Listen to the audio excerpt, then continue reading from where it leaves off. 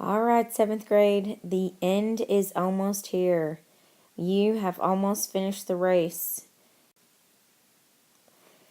We are going to work out a few problems together in this video, and then you are going to finish up on your own so that you can be ready for next week's test.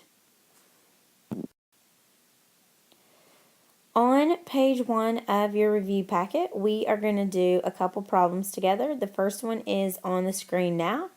Question number 1. What is the second step you would take to solve the equation negative 4x plus 18 equals 15? So we need to look and identify what is important in the problem. We're going to need the equation, negative 4x plus 18 equals 15. Definitely our starting point. Then the other thing we need to know, when you look at your answer choices, it doesn't just say, hey, here's the answer. What it says is multiply both sides by 2, divide both sides by negative 2, divide both sides by negative 4, or multiply both sides by 4. So when you read the question, it says, what is the second step in solving the problem? We need to work out this question one little step at a time so we make sure that we identify exactly the part it's looking for, the second step.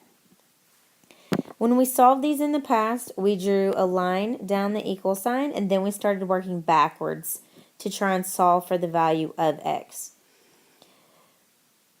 When you read this question right now, it says plus 18. So we want to go backwards, so we want the opposite of add 18. We want to subtract 18. And this is step 1.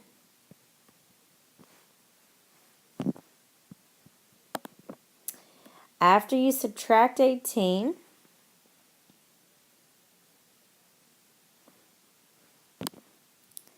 that's going to cancel out. I still have negative 4x. Then on the far right side, I have positive 15, and I need to take away 18. When the signs are different, that means you need to subtract the numbers. 18 minus 15, that's 3. And then the number needs a positive or a negative sign. So the way to decide that is 15 larger or is 18 larger? 18 is larger or there's more negatives. That means the number 3 should be negative 3. Now we're ready for our second step.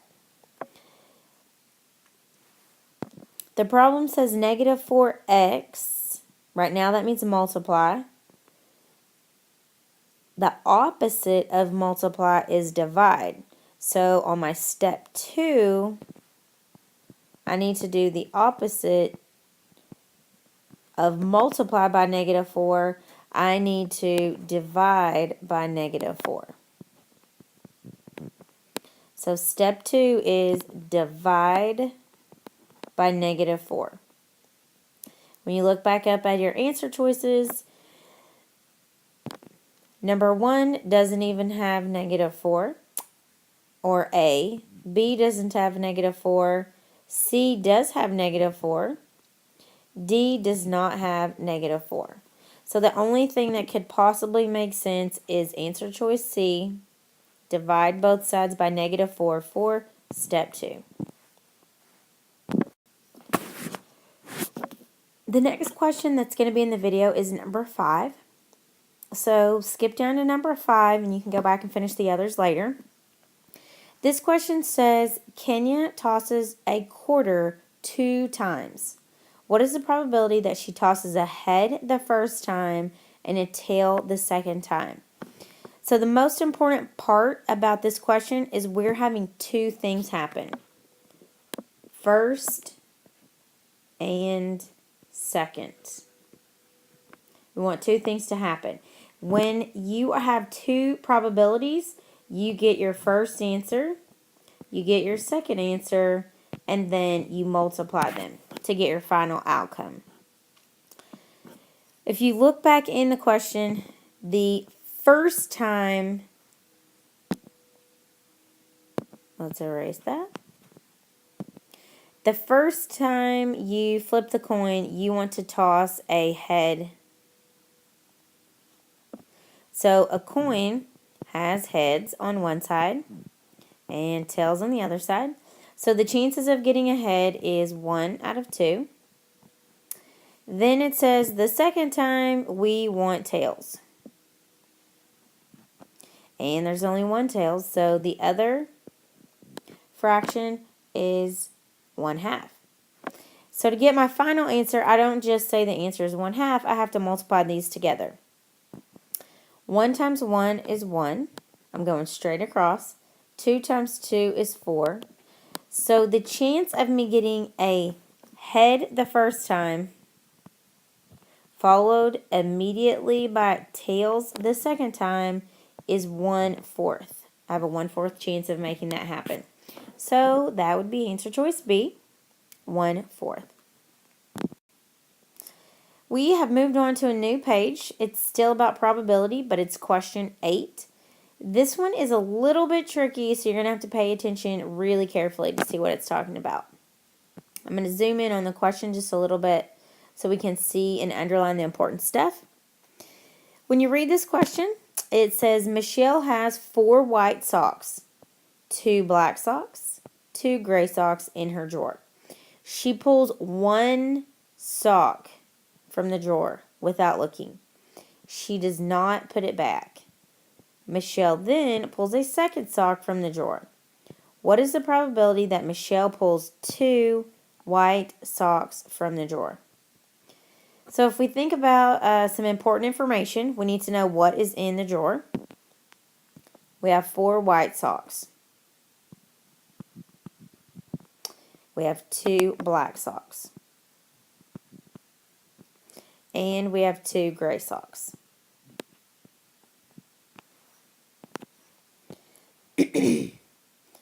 When you're doing probability, you definitely need to know what the total is.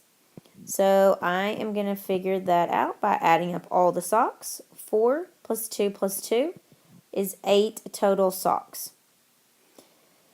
Again, this one is having 2 things happen. She wants to get 1 sock out at a time, then get a second sock out. But the tricky part is she does not put the first sock back in. So the first time she draws a sock out, she has 8 total socks. The chances of getting a white sock in the beginning is 4 out of 8. But when she gets ready to draw the second time, she keeps the 1 white sock that she got. So now she doesn't have 4 anymore, she only has 3. And since she kept that sock, the total is not 8 anymore, it's 7. So when I make my fraction for the second sock, there's only 7 total in the drawer. And now only 3 of them are white. So now I'm going to put these 2 fractions as a multiply question. I'm going to solve them. 4 times 3 is 12. And 8 times 7 is 56. 12 out of 56. I don't really see that there. But I definitely know it is not D because it is not half. 12 is not half of 56. So I need to simplify this. 12 out of 56. If you're not really sure what can divide into these, they're both even. So I could divide them by 2, if that helps you. Half of 12 is 6. Half of 56 is 28. I still don't see 6 out of 28 there, so I'm probably going to have to keep on simplifying. These are still both even numbers, so maybe I should divide by 2 one more time. When you do that, 6 divided by 2 is 3.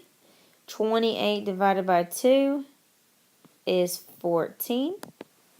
And now I just think I found that. 3 out of 14 is letter A. So the tricky part about this one was knowing when you get ready to draw your second white sock, you had to change the total and you had to change the amount of whites because the person kept that first one and did not return it to the drawer. We are now on number 15. We are going to look at an inequality. We had these questions in some previous homeworks as well as our Kahoot game. So when you look at the number line, there's some things you want to identify. The first thing you want to know is where is the circle? Because that's actually the answer when you work out the problem. The circle for us is at positive 4. So when we work out our equation, the answer has to be positive 4. We're going to take one equation at a time. I'm going to work it out and see if I get 4. So answer choice A, 2x plus 9 is greater than 1. So I'm going to work backwards just like I did earlier. Instead of adding 9, I need to subtract 9. 1 minus 9 is negative 8. And then I have 2x. So the opposite of multiplying by 2 is dividing by 2. Divide by 2. Divide by 2. So on this one, it says x equals negative 8 divided by positive 2 is negative 4. So this one, the answer is negative 4. But when I look up at my number line, the circle is not on negative 4. So that tells me A cannot be the right answer choice.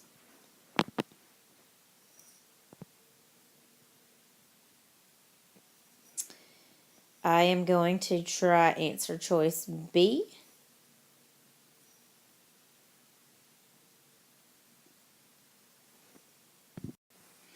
When we look at answer choice B, it says 2x plus 9 is less than 1. I'm going to solve it again. Instead of adding 9, we subtract 9. 1 minus 9 is still negative 8. Then it says 2x. When you divide excuse me, negative 8 by positive 2, that is negative 4. And again, the answer choice is not matching up. I'm going to zoom back in on this one. I got negative 4. But when you look over here at the number line, the circle is not on negative 4. So that would tell me that this is also the wrong answer. Kind of running out of room, so let me shrink this a little bit more so I have some space. Answer choice C says negative 2x plus 9 is less than 1. I'm going to solve this just like I have the other ones. Instead of adding 9, I'm going to subtract 9. Positive 1 minus 9 is still negative 8. Then I have negative 2x this time.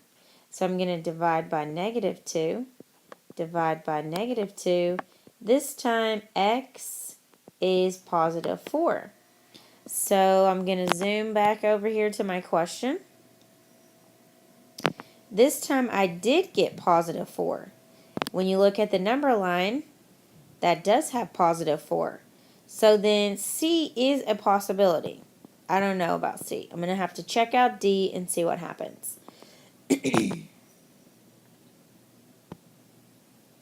make some more space on my screen so we can work this last one out. Answer choice D says negative 2x plus 9 is greater than 1. So when we work this out, instead of adding 9, we subtract 9 again. Positive 1 minus 9 Still negative 8. I have negative 2x this time. I'm going to divide both sides by negative 2. Divide this by negative 2. So on your answer for this one, x, if you have negative 8 divided by negative 2, that would be positive 4. So I'm going to make this be a little bigger so I can write on it again. So my last one, I also got positive 4. Both of these match where the circle part is on the number line. The tricky part about this is that when you have a negative number that you are dividing by, the way the symbol is going on your number line, you need the opposite of that. So instead of me actually having a sign that goes this way, I needed to flip around and go the other way because I want the opposite. So when we look at our answer choices, D has now this symbol which is going the opposite direction. Okay? So the correct answer for this one would be answer choice D, negative 2x plus 9 is greater than 1. That would give us all the possible answer choices. That's why the rest of this number line is colored in. All of those answer choices would make it true. I know that's a little tricky, but hopefully you'll be awesome. Number 17, which linear equation represents a relationship in the table? We did these questions a long time ago. If you look at your answer choices, all of these are in the same format. Y equals x plus, and then a number. The basic format looks like this. Y equals mx plus b. When we learned this in the past, we said m was the slope, or we said m was our y value over the x value. And we're going to be able to get that from the table because if you notice, there's an x and a y in the table. So that's going to give us the number in front of x. The last part, this was called the Y-intercept. And you're definitely going to need that in 8th grade. When you graph equations, you need the Y-intercept. And when we did tables before, in my class at least, we did these little triangles to show us how much is it changing when you move through the table. If you move from 3 to 5, that is adding 2. It increased by 2. When you look at the next set of numbers, from 5 to 7, increases by 2. 7 to 9, same thing. 9 to 11, same thing. So I'm going to put it increased by 2 or it added 2 each time. So now I know that my x value is going to be a 2. It's changing by 2.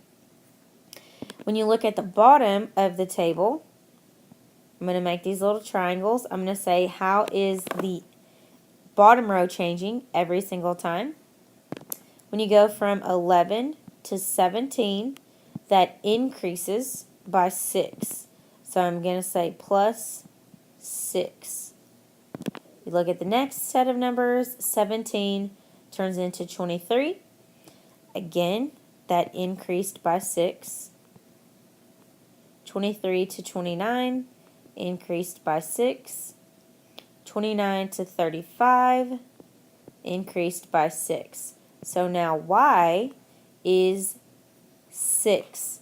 So when I get ready to put the number in front of the x, I want my y answer above the x answer. Y is 6, x is 2.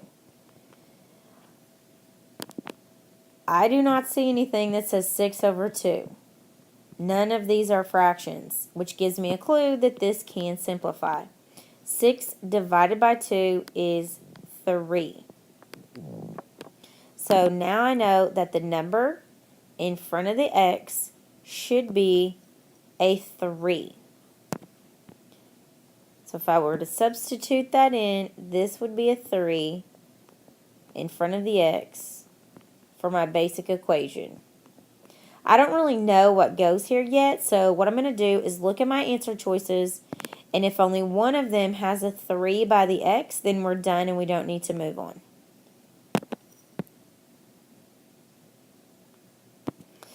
Answer choice A, nothing is in front of the x, so that can't be right. 4 is in front of the x. We didn't want 4, we want 3. Answer choice C, 3 is in front of the x. Answer choice D, 5 is in front of the x. That doesn't match. So the ones that match, lucky for us, there was only one of them, so I don't need to keep going right now to see what fits at the end of the equation, because just knowing the slope or how the constant of proportionality or the constant rate of change is occurring through the table, it's changing by 3 every time. When I simplify it, that's the slope. Now I know the answer is C. Number 19, we have the exact same thing happening. We have an equation. This time it's in the problem, and our answer choices are different tables. So I'm going to think about this in a similar way. The basic equation, y equals mx plus b. We said m was the slope, or it's the change in the y value over the change in the x value. And then we said the letter at the end was the y-intercept.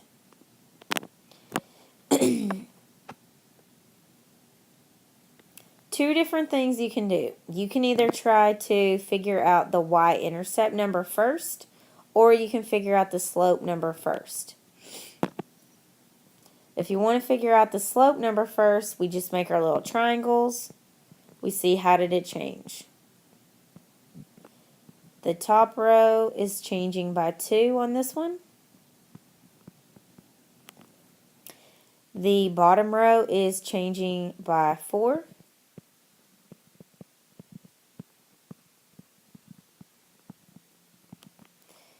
When I put, let's see if I can fix that. If I were to put these together, the y over the x, 4 divided by 2, that is 2. When you look at the equation, I needed to have a 3 with the x. So that tells me right away that answer choice A is not the right answer. When I look at B, let's see how it's changing. From 1 to 2 is adding 1. From 2 to 3 is adding 1. This one looks like it's increasing 1 every time for the x value. If we go to the bottom row, negative 1 to 0 is also increasing by 1.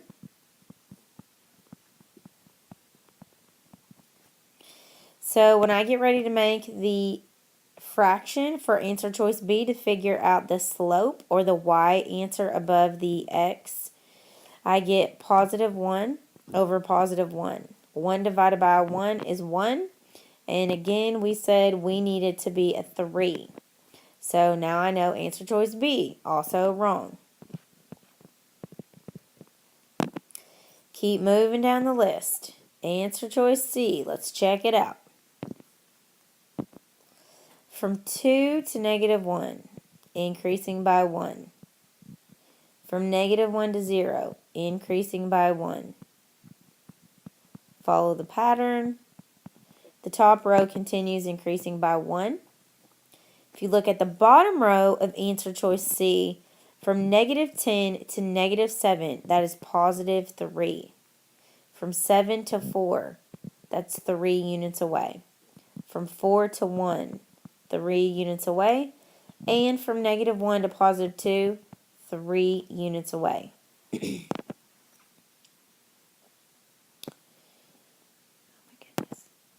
Okay, so I'm going to make my fraction on this one.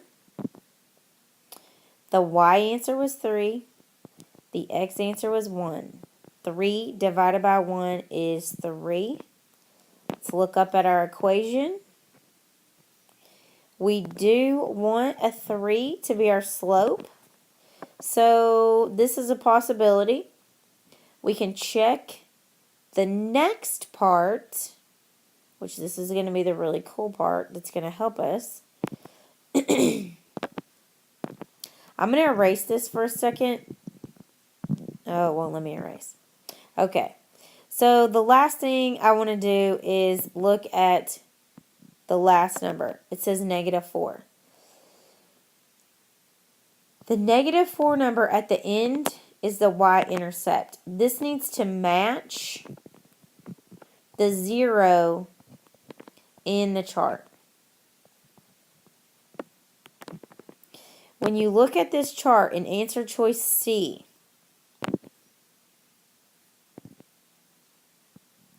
when you have a 0, it matches up with -4.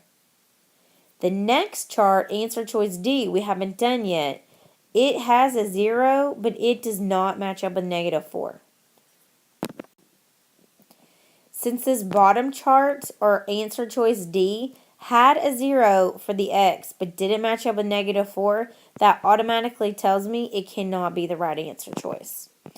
So this problem was really big. However, we worked it out together because it was a tougher question. So for you guys, the correct answer is choice C. Answer choice C had a slope of +3, and when you look back in the table, the y-intercept had a 0 matching up with -4. So that was our other determining factor that it was the correct answer. Number 21. I believe this is the last one. It says, shown below is a list of ordered pairs taken from a relationship that involves direct proportionality. And then in parentheses, it has the x and y values to plot points on a graph. I know you guys have plotted points before. The reason this one looks tricky is because it's not in a table like the other question was. So if I think about how ordered pairs are created, the x number comes first, then the y number. X number comes first, then the y number. So I'm going to go ahead and label these. And then to make it easier for me, I am going to create my own table for each, put them in the table. So I'm going to zoom back out so I have some room to write. I'm going to make my own XY chart. X is usually always first. Unless they created it differently, X goes first. So my first point that's listed is +4, +11. So I'm going to say 4, 11. Then the next point is 8, 22. Then the next point you see, 12, 33.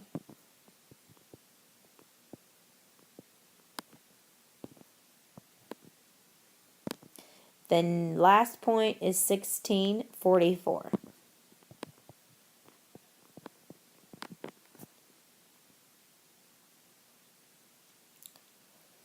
So we want to know, how is this changing every single time?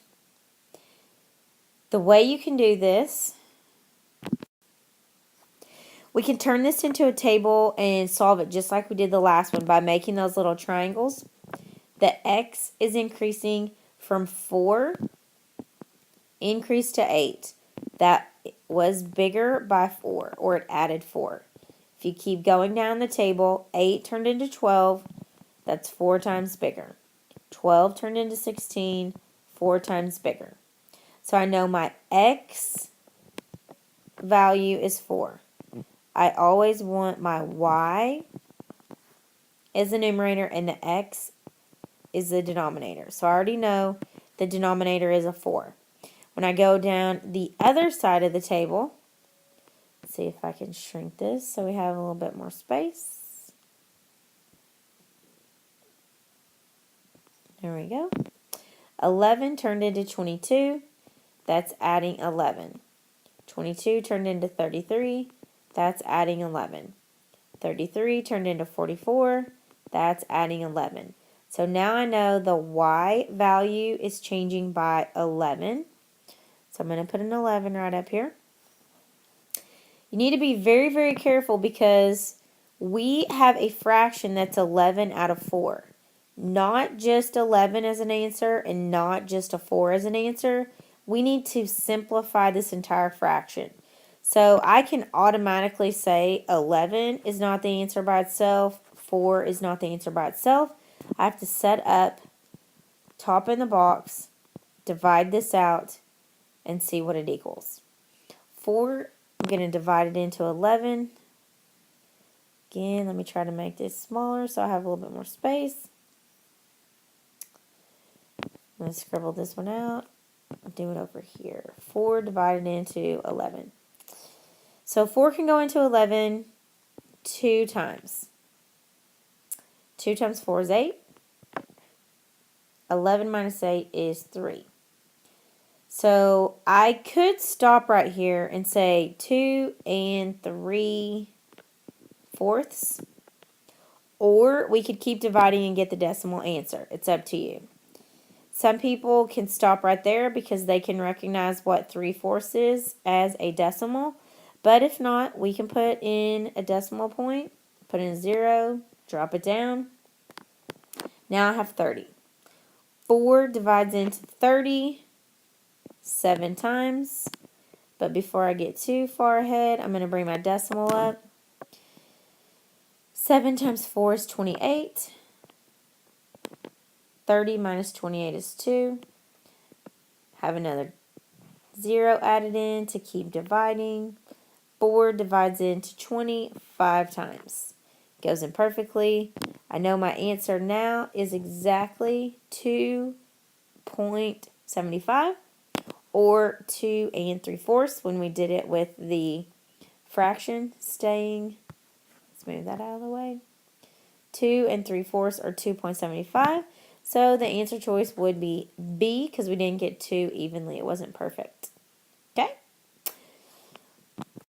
Sorry that you guys had to suffer through that long video, but I wanted to make sure you guys had a great start and understood how to do those questions so that you could be rock stars and shine bright like a diamond, shine bright like a diamond. There's a little Rihanna for you on a Friday. Good luck, guys. Have an awesome weekend. See you Monday.